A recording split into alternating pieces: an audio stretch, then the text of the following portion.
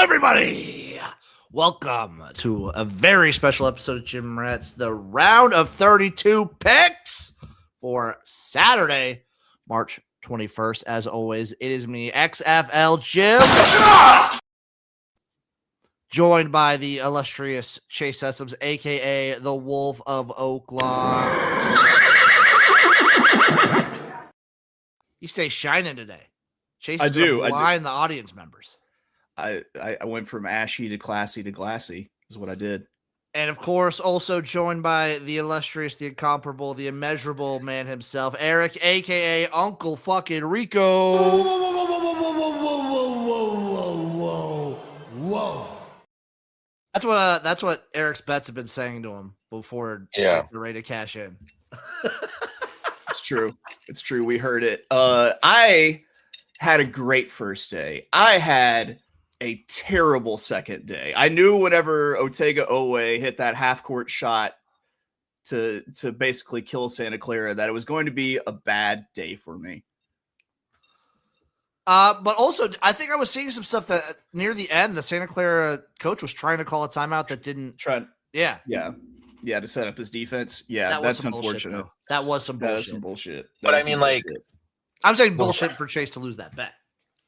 So, like, the rule is, like, once the ball's been, like, passed into the opponent's hands, you can't call the timeout.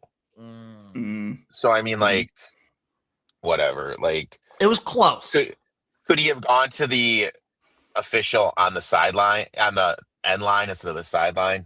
You know what I mean? Maybe, but, you know, is what it is.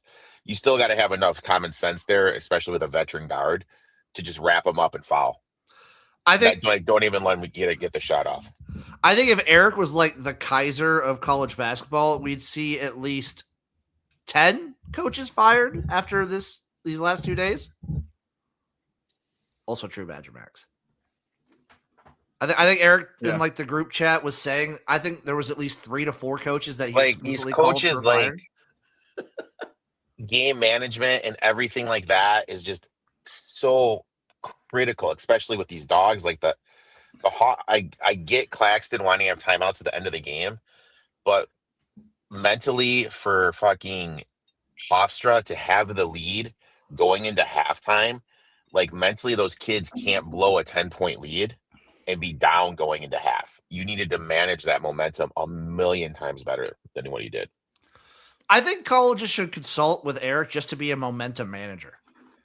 Yeah. We've heard of GMs. Now we get an MM. Congratulations, Chase, for just absolutely killing it overall this opening weekend, especially Thursday. And then congratulations to everyone who made it past the first round. You're alive for at least one more day. I'm still alive in both my survivor pools, so I'm happy about that. I'm sorry to old man betting at sports. He's the one who asked for our final 4 picks on the Thursday show. We gave it out Friday, I believe. I think I had Wisconsin in my final 4. Oof. Yeah, you did. I believe you did. You got High Pointed, my man. I can't, of all the teams to do it to you, of course it was High Point. Of course it was High Point, man. Hey, you got to go up against him next. I know. I'm a little bit concerned. A little bit. And then I think Hawaii just missed another layup. Dude, oh my God. Like that game, like when you look at synergy, if no one's within 3 feet of you, it's considered a wide open 3-pointer. That's like the rule. They were 0 for 9 to start from 3, with 8 of the 9 being wide open per the 3-foot rule. And they missed 14 shots inside of 2 feet. Like, what the fuck? Oh, poor Wisconsin, the only 5 seed to lose. Top 5. Yeah, I mean, like, when you look at how that coach is done, I saw this tweet. Brutal. I mean, Max is the guy, huge Wisconsin fan. He was on my stream, very knowledgeable bettor, huge tennis bettor, one of the better tennis cappers I know. My question to him is, do you guys make a change? Like, put it in the chat. Do you think Wisconsin needs a change at the head coach? I've heard from some people that they were not expecting to be this good from what the start of the year looked like. Mm-hmm. I feel like they kind of came on a little bit later because Wisconsin starting the season, like going into the new year, I didn't know if they were even a tournament team. Yeah. So I don't know. I'm not plugged in. Any other thoughts on the opening round? Obviously, I was super happy. There were real tears shed in my office when Nebraska won their first tournament game. That is amazing. That is super. I mean, one, it's amazing that you had never won a tournament game. Absolutely before, insane. But it's amazing to get that win. The radio announcer, Ken Pavelka for Nebraska, he had been announcing them since like the 70s, since 1974. He's been calling their games. And it took him this long. Yeah, dude. My parents didn't even know each other in 1974. He's been calling Nebraska basketball since like 1974. And he finally gets his first win. I'm not sure my parents knew each other in 1974 either, Uncle Rico. Were Jim's parents even alive in 1974? My parents were alive. They were just like they were alive. They were just, probably middle school or elementary school or something. You boys ready to get picks? Let's get after it. Bangers today. St. Louis versus Michigan to start us off. The Wolverines are 12.5-point favorites. The total is 161.5 plus 600 on the money line. Chase, tell me we're riding. I think that Michigan is your likely outright winner here, but St. Louis can absolutely shoot the lights out. They've got Larry Blurred, and I think that's enough to keep them in this game and keep them within 10 points. So I'm taking the plus 12.5, but I'm actually dabbling, and this is what I put in my round robins and parlays with plus money for St. Louis at plus 10.5 at plus 120. I'm doing the plus 12.5 as well. Michigan, I'm still worried that they're not what a lot of people are thinking of Michigan coming into this tournament. And I believe in the St. Louis team. And I'm going to sprinkle a little bit on the money line too. Well, I just jinxed it because I took St. Louis plus 12.5 and plus 730 on the money line. I think Robbie coming out top, drawing the big men out from Michigan is going to be huge. St. Louis has been elite this year per the metrics in offensive efficiency. I think they're going to look to speed Michigan up. Cadeau has been a nightmare at the point guard position. We have seen them, especially with that Michigan game at Iowa, they're susceptible to turnovers. I think St. Louis is going to play fast. I think it's disrupt this Michigan team. And this St. Louis coach, whose name that I'm completely spacing on, he seems like he's on the Dusty May path. You know what I mean? Going from Indiana State, having success there, then going to St. Louis, getting them into the tournament, chance to upset the 1 seed. He's going to be in a major program within a year or two. I'll take St. Louis here, plus the 12.5. Just speaking on St. Louis, can we like not let Georgia back into the tournament for a little while, like keep them out for a bit? I feel like that was sweet justice for me. I feel like they continually get embarrassed in the tournament. But I mean, in terms of like teams like riding hot and shooting hot, Georgia was at the top of the list, and they just played a team that was effective offense, that was effective against the press and effective in the half court offense, and they just couldn't make them uncomfortable, and they got exposed. And for how big Georgia is, for them to be that bad rebounding is just unacceptable. Absolutely. Up next, Louisville versus Erik's. Speaking of which, all three of our teams. Congratulations to all three of us for making it past. Louisville versus Michigan State. The Sparties are 4.5-point favorites. Totals 150.5 plus 170 on the money line. Chase again. When I was doing my notes, this was Michigan State minus 4.5. I actually got this in Michigan State minus 4 whenever I put together round robins and parlays. I think the story of this game is rebounding, and Michigan State's the much superior rebounding team. It's going to limit shots attempt for Louisville, who, let's not forget, Louisville almost let South Florida. They almost got VCU'd. They almost let South Florida back into that first round game. Plus Louisville, I mean, they didn't show it in their first round, but they're without their top scorer that can go and get buckets like they needed against South Florida. So I'm taking Michigan State to cover the 4.5, now 4. You touch this one, Erik? Yeah, I did the fun bet, the under 70.5 for the first half. I mean, when you just look at it, Louisville shot 52% from deep. Michigan State shot 50% from deep. Michigan State historically and even this year has been elite defending 3-point. I think both these teams are due for some 3-point regressions. Louisville really doesn't crash the offensive glass. They're going to limit Michigan State's ability to get out in the fast break. I think there's going to be a poor shooting game. Michigan State not being able to fast break. So I'll take the under 70.5 for the first half. I think for me, this is maybe my bias is coming into effect, but I think Michigan State is a clear better team than Louisville. I don't think it's particularly close, so I took Michigan State -4.5. Up next, TCU, Duke. Duke 11.5-point favorites here. Total is 140.5 plus 525 on the money line. Does anyone believe in the Horned Frogs? So this feels like one of those games where the number 1 seed has a tough game, and then they come out and just absolutely monster the 8 or 9 seed immediately after. So I don't know. It scared me because looking at how they played, I do think that TCU has a chance, but I decided not to go with it because I'm afraid that they get that like second game monstering from a number 1 seed.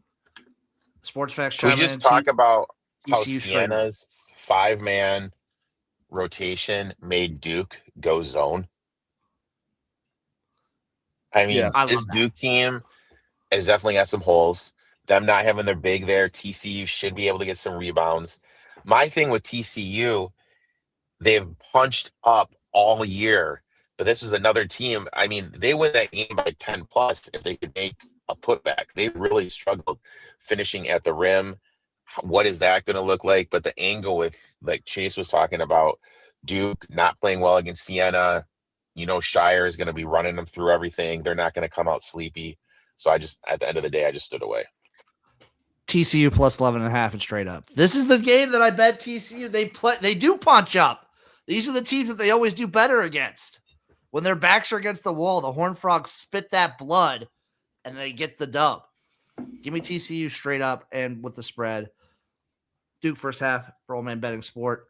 Sports Facts chiming in with TCU straight up. Please let it happen. Also, Eric, I thought you would shout out Siena's coach for only playing 5 players the entire game. That's what you got to do, man. Disrespect, dude. I think I looked up as like injury and like sickness, so his starting bench was it. Yeah, like everyone's out. Like one guy's Chandler's suspended, and they have 2 other guys hurt, so they had did what they had to do. And if I could take a prop bet that McNamara from Siena is going to be the new Syracuse head coach like next week, I would take it 100%. Free money. Yeah, it's either him or oh my God, the South Florida coach. He'll probably go to Providence though. Yeah. Texas A&M, Houston Cougs 10.5-point favorites over under 141.5 plus 410 on the money line. Anybody? Little juicy No. Houston? No.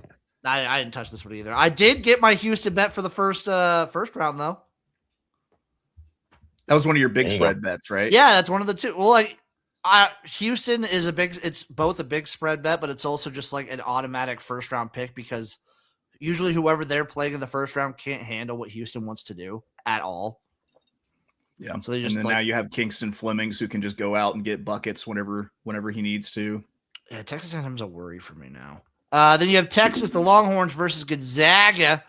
The Zags are 6.5-point favorites here. Total 147.5. Let's do 10 on the money line. Chase. So when I look at the stat splits for this game, Gonzaga has the edge in almost every single category. I took Gonzaga -6.5. They're better shooting. They're better defensively. They're better on the glass. Texas had to play their first 4 play-in game, and I think that's going to work against them from like a tread on the tires sort of standpoint. So I'm going to go ahead and take the Zags to cover at 6.5, which is another one where we had the 6 and a hook, and it bumped down to 6 whenever I took it. So I'm not sure. Shop around, see if you can get it at 6 or 6. 6 if you like it. So that's my play. 6.5 Gonzaga. Go ahead, Eric. Well, bet Chase is 6.5 because I took Texas plus 6.5 and on the money line. Sean Miller, 9-0 ATS in the round of 32 against the spread. We've seen Gonzaga struggle against athletic guards, which Texas has. Every year there's this 11 seed that plays in the play-in round. makes it through. Kind of seems like Texas has been overlooked. I think their body of work has been better than Gonzaga. Gonzaga, you know what? Anytime they played someone, even like St. Mary's or Santa Clara, or the power teams they played in the preseason or non-conference, excuse me, they just haven't looked crisp. I think the talent level's down there. I think Texas is live here. I played them plus the 7.5 and plus 233 on the money line. I also played Texas plus the 6.5 and on the money line. This is just me not trusting Gonzaga at conference when it gets like time to crunch time. I don't like hitching my wagon to Texas, but sometimes you got to do what you got to do. VCU, horns down forever though. Horns down. VCU, Illinois, 11.5 point favorites here. Totals 151.5 plus 440 on the money line for VCU. Anyone else touch this one? Because I bet it, but I think this is going to be fun. I think Illinois showed in the first round that they're like on. I just bet the over. I think this is going to be pointsy. I could see it going crazy. Did you just make a new term? Pointsy. Pointsy. No, Eric, pointsy's been a thing for a while. Pointsy. It's like it's gonna be pointsy. Oh, we should do we should have a goatsy image for a thumbnail sometime. That's like our heads popping out. Oh God. Eric knows what goatsy is. Up next, Vanderbilt at Nebraska, late night game. Vandy dipped down. They opened at 2.5, I think, but they're 1.5 point favorite now. Totals 146.5 plus 105 on the money line for my Cornhuskers. Chase. So this is a vibe-based play, and that vibe is that essentially this is a home game for Nebraska. Big Red traveled extremely well. Better than I even thought. Yeah, and so making them a home team makes this easy for me because it makes it a system play. You got a home dog within a 3-point spread. Fire at the money line whenever it's plus money. So I'm taking Nebraska on the money line plus 110. Eric, you touched this one at all? Yeah, I did 2 bets here. My first bet is I did Sanford under 18.5 total points. Kid was electric. Sorry, go ahead. He can't be that hot again. Yeah, I mean, what was he, 5 for 7? He did have a stretch in January. We went 1, 2, 3, 4, 5 games in a row where he scored over 20. But after that, anytime he broke 20 points, his next game was under this 18.5 point total. Everyone knows the key to stopping Nebraska is taking him out of it. I think Vanderbilt defensively with the schemes that the coaches does, the zones, the pressing, the trapping, I think they're going to be able to do that. Also, I like this Vandy team. I think they got the better guards. I think they're going to be able to knock down shots because what Nebraska does is they let you take threes. Vanderbilt is a good 3-point shooting team, and they have the advantage on the glass. So I took Vandy. I got them at minus 1.5. If we're doing okay, so if we're gonna go say Price Stanford, whatever his total was, I might go Rink Mast over 15 points. Because like usually if you take away Price Stanford, Rink is the next guy to try and open up. So this is what's going to happen in the game. Stanford will make a 75-footer off the glass, so that way I lose my Vanderbilt minus 1.5, and will push his total over 19. So that's when my call is going to happen in the game. Adrimax tournament and Vandy by double digits. What's their? I forget. Vanderbilt's size, because that's like the big issue with Nebraska is they don't do great against size. They let you shoot threes, but they usually also try and keep up with you, and they're pretty good about that. Vanderbilt isn't that big. I mean, they've got Okereke, who's probably, I don't know, Eric, would you consider Okereke Vandy's big? Yeah. I would also, I mean, this is also the emotional letdown potential. For Nebraska is there. That's the flip side of my vibe play was that they've already dumped the Gatorade with their one tournament win. But who knows? Maybe they're either like now emotionally exhausted or they're playing loose and free. So anything can happen. And to Chase's point, it is a home game basically. Last game, High Point, Arkansas Razorbacks 11.5-point favorites. Total 169.5 plus 525 on the money line. Before you go, Chase, I just want to mention I did have a bet in this game. That's also just the over. I think I'm just gonna be betting Arkansas overs as long as they're in the tournament forever.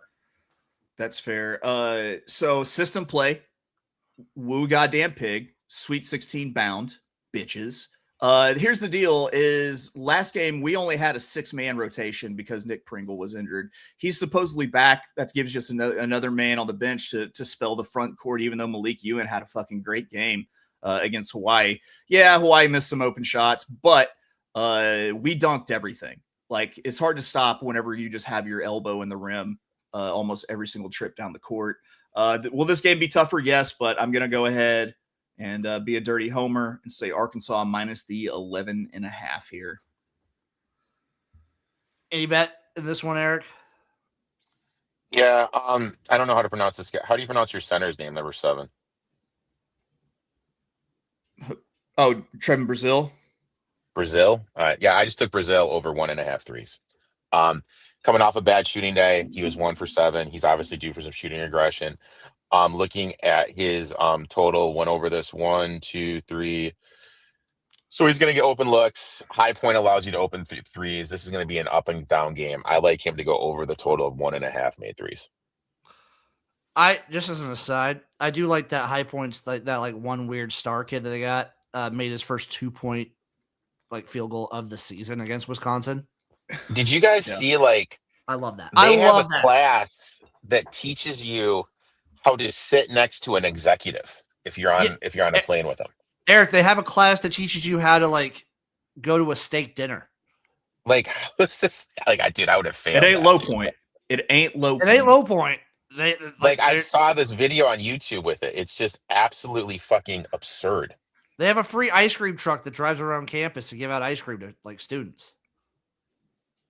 It's not a real school. I love High Point. This is so tough on me right now. It's not real. I'm just letting you guys know that my school had a 48 hours investigation when I was there because we had so many alcohol related deaths. That's the school I went to. Yeah. Do you want to know? Meanwhile, High Point is essentially just Greendale Community College from the show Community. I was gonna say, do you want to know the cost for High Point? How much? It's about $67,000 a year. 67? Yeah, $67,000 a year to go to High Point. How much does college cost these days? That sounds like a lot. It's a decent amount. 4-year degree from High Point will run you about $260,000+. I'd rather go to Greendale Community College. I don't know what most universities are, but that's pretty crazy. Shout out Frozo. Frozo! Any other thoughts on either the opening days or the coming today? And we'll be back tomorrow, by the way. We'll be back tomorrow morning to give you the Sunday picks. I've just been enjoying this tournament. We may have a special guest tomorrow morning too. Woo! Maybe. Little tease. Little tease. Yeah. Little tease. Maybe. I don't Unconfirmed know. special guest. I'm kind of worried that now from this point of the tournament on, it's going to start getting chalky. It's going to be, the big teams kind of holding it down. We'll see. I could be wrong. I was definitely wrong yesterday. Chase, what if we just never lose? If we just never lose, sign me up. What about best case scenario for the show is an all Jim Rats Final Four? That would be amazing. It's possible. I'm not saying it's probable or even remotely likely, but it is possible. It is possible. For an all Jim Rats Final Four. Can we talk about how UConn had 2 players out yesterday and it came out so late in the day? You know what I mean? They had two guys out and no one knew about it. Hurley keeps things close to the chest. Yeah. Except for when he's yelling at refs where he lets everything off of his chest. I feel like that's a pastime for him. That's like a hobby. That's something he just enjoys doing. I feel so bad for the refs. For the refs that have to do the Hurley Cronin game. Those guys are going to get bitched at like no other, and it's going to be fucking hilarious. I saw that meme of like the Popeyes employee sitting on the bench with her head in her hands. That was Oh, like yeah. the refs during a Mick Cronin Dan Hurley game. It's gonna be great. It's gonna be great. So just, you know what to do, folks. Get your TV up, plop your ass down, watch a shitload of basketball today. Enjoy yourself. Let's win some bets. Follow this guy at Of Oaklawn. Follow that guy at eTop21 Sports. Follow me at XFL Jim.